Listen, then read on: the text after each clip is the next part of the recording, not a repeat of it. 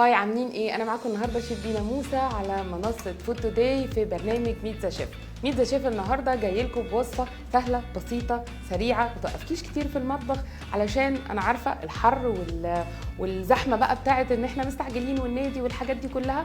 هنعمل اكله سريعه جدا اسمها ايه؟ طاجن لحمه مفرومه بالخضار في الفرن. في اسهل من كده؟ لحمه مفرومه يعني مش تاخد مننا وقت.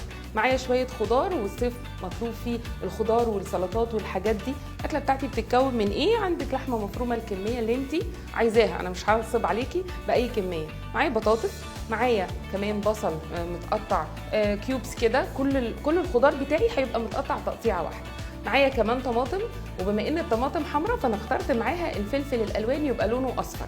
عايزه تحطي اخضر احمر براحتك خالص، بس انا بحب قوي اعمل كده ايه، تناسق بين الالوان، ما تبقاش متكرره وتطلع الاكله في الاخر لوحه فنيه معاكي. معايا معلقتين صلصه للون، لان شايفين الطماطم بتاعتي يعني ملهاش لون قوي شويه، وكمان يعني بتدي برضو تيست على فكره. معايا شويه زيت، معايا زبده، وهندلع الاكله بتاعتنا طبعا، واحنا كلنا بنحب الجبن فهنحط شويه جبنه موتزاريلا.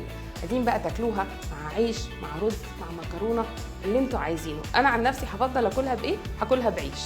خلاص، تعالوا بقى نشوف الاكله بتاعتنا، نلبس الجلافزات بتاعتنا ونشوف احنا هنقدم الاكله بتاعتنا ازاي. مش هتاخد منك وقت خالص على فكره. كل الحكايه اللي هتاخدها ان انا هجهز الخضار بتاعي. الحاجات دي على فكره من الحاجات اللي دايما بتسالونا عليها، ازاي الشيف او في البرنامج يعني بيخلص الاكله بسرعه، لان يا جماعه الحاجه بتبقى جاهزه. فانتوا لو جهزتوا الحاجات عندكم حطيتيها في التلاجة، تقدري في اي وقت، جايه مستعجله جايه متاخره، هتروحي مطلعه الصينيه بتاعتك او الطاجن بتاعك او الطبق بتاعك اللي فيه المكونات بتاعتك دي مجهزاها من بالليل، هروح جايه زي ما انتوا شايفين وحاطه حاجتي. وتعالوا نشوف هنجمع الاكله بتاعتنا ازاي. الاكله دي يا جماعه الاكله دي تركي. خلاص، عايزه تضيفي اي خضار، تشيلي اي خضار انت ما بتحبيهوش براحتك خالص، اعملي اللي انت عايزاه. بصوا كده، ادي اللحمه برضو الكميه اللي انت عايزاها، يعني حسب الطاجن بتاعك.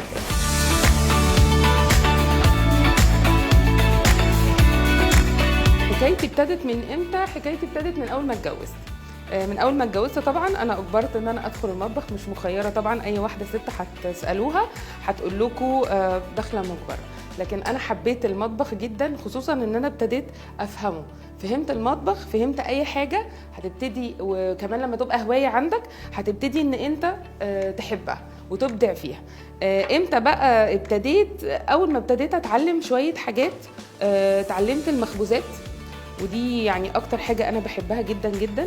اتعلمتها من حماتي الله يرحمها. ابتديت اكل بقى اصحابي وجيراني وكده، ومعزومين في اي حاجه، رايحين في اي مناسبه، طالعين في رحله، طالعين في اي حاجه، لازم، انتوا عارفين الشعب المصري لازم الاكل. فابتديت ان انا ادوقهم، ايه ده؟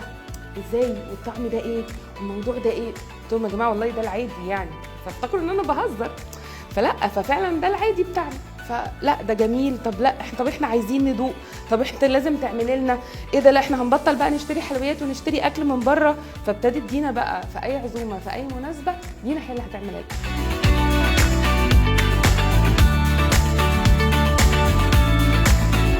اكل مامتي ولا اكل حماتي؟ طب اقول لكم على حاجه، بصوا بقى، ما هو دايما كل واحد بيبقى مبدع كده في حته. انا مامتي في الحوادق حلوه قوي، كل ممبار بقى، كل محاشي، كل الحاجات دي تسلم ايديها. حماتي الله يرحمها كانت في المخبوزات والحلويات. عايزه اقول لكم كانت ممكن تقوم تعمل تورتايه عشان نتعشى بيها. احنا التورت دي بنعملها في المناسبات بقى، وبنقعد يعني عارفين ايه، وقت كده عشان نعمل تورتايه، لكن دي كانت ممكن تقوم تعملها لنا كده في السريع السريع يعني. فكل واحد ليه مكانه، ويعني اعطى كل ذي حق حقه.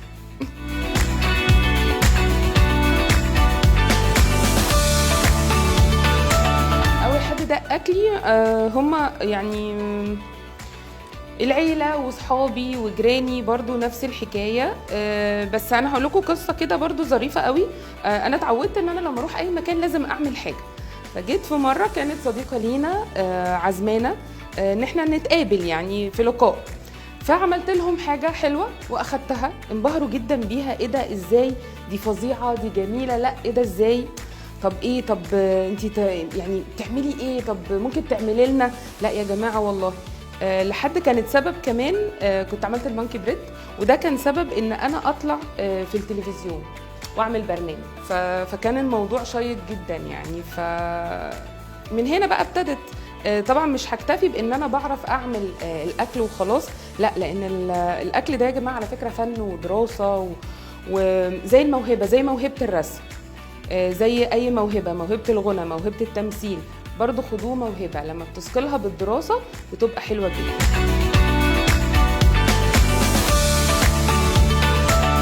ما حرقتش حاجه، لكن زي اي حد ممكن ينسى مثلا الرز، ممكن ينسى يعني.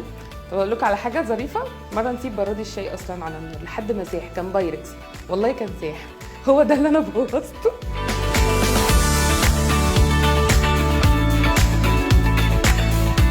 لا، هو كتير حاجات بتحصل ان احنا مثلا يبقى في حاجه في المكونات وما لاقيهاش يعني، وحاجه تبقى اساسيه، طب هعمل ايه؟ طب كات يا جماعه، ولا اعلي صوتي بقى يا جماعه، فين الصينيه، فين مش عارف ايه، فين الفرن عشان ندخل فيه الصينيه بتاعتنا. وحطينا الصينيه بتاعتنا في الفرن وهنستناها طبعا على بال ما تستوي معانا. هتاخد قد ايه؟ هتاخد يعني من نص ساعه 3/4 ساعه حسب درجه حراره الفرن بتاعك.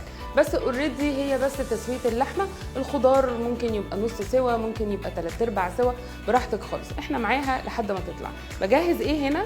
هجهز يعني انا عايزاها بس تاخد كده نار شويه، وعلشان ما تاخدش مني وش هجهز ورقه زبده هغطي بيها الطاجن بتاعي عشان يستوي وما تتبخرش منه يعني الابخره اللي فيه، لان انا مش حاطه سوائل كتير، عايزه احتفظ بالسوائل بتاعه الخضار. خلاص انا شايفاها كده كبيره، هنحاول نظبطها.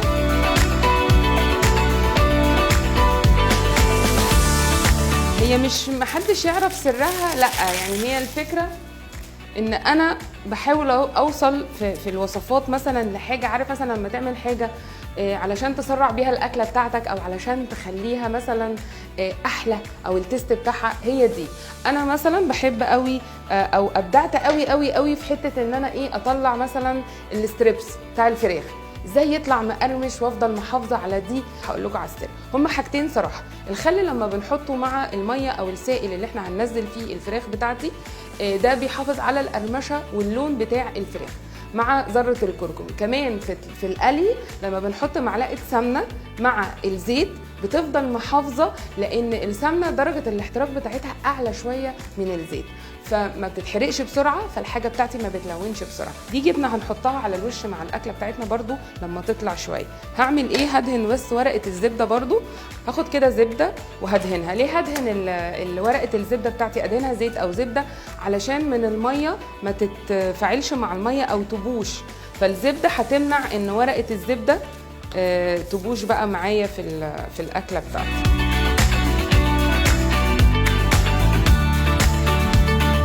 لا، انا ما فيش اكله ما بحبهاش، بس يعني حتى لو في حاجه مثلا يعني مش ما بحبهاش، مثلا ولادي ما بيحبوش ياكلوها فمش بعملها، لكن ممكن لازم مثلا حد يطلبها مني، او مثلا في عزومه لازم هعملها، هتبع الاسلوب والريسبي المظبوطه فيها وهعملها.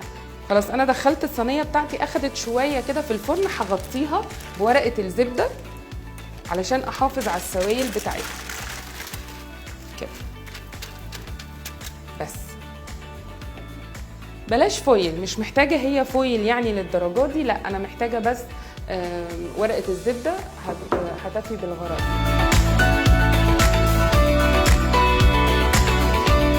دايما في اي عزومه، وده بقى حاجه كده لازم تعرفوها، في العزومه لازم يبقى فيه طبق رئيسي. خلاص بلغه كده ست البيت، بلاش مش هنتكلم بلغه الشيفات، لازم يبقى فيه طبق رئيسي. غالبا عندنا بيبقى الطبق الرئيسي لحوم، ديك رومي، فخده، لحمه. طب ازاي اعمل ده؟ ممكن بحاجه بسيطه، ممكن مش هعمل ديك رومي كامل، ممكن اعمل الصدر بتاع الرومي اعمله روستو زي اللحمه البارده، ممكن عرق لحمه بارده، ممكن فخده بس اخدها واخليها وادلعها كده واظبطها، هتبقى لذيذه جدا معايا. فدي اساسي في العزومات.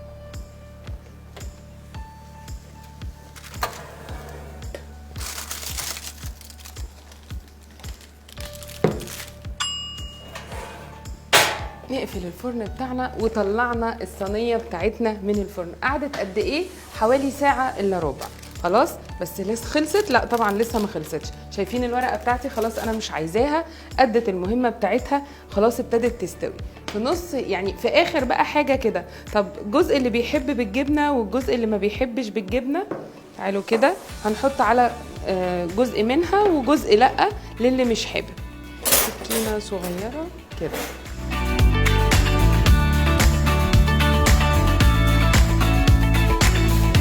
يعني جوزي دايما بيحب الاسماك، لو كل يوم هياكل اسماك.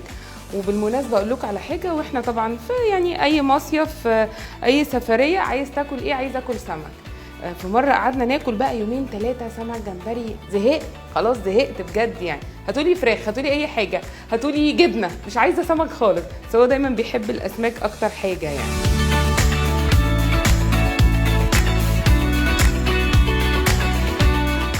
خلصت الصينيه بتاعتنا، نطلعها كده. شايفين جمالها؟ خدتش مننا وقت خالص. خلصنا معاكم النهارده صينيه او طاجن اللحمه المفرومه بالخضار السهل جدا اللي مش وقفك خالص في المطبخ. انبسطت جدا معاكم من برنامج ميت ذا شيف. كنت معاكم شيف دينا موسى. ما تنسوش تخلوا everyday food today.